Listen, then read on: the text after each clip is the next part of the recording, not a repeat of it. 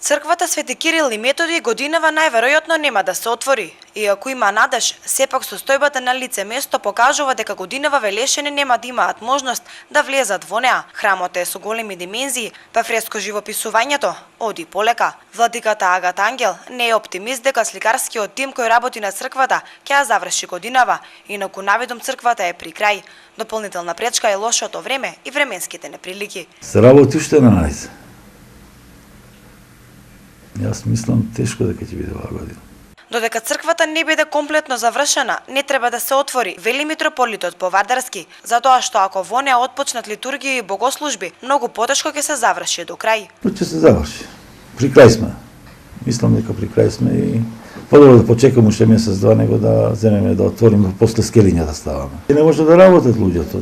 Црквата Свети Кирил и Методи со византиски стил, еднокорабна со кршен камен и камбанарија која е надвор од објектот, е дело на архитектот Тодор Паскалио Охрид.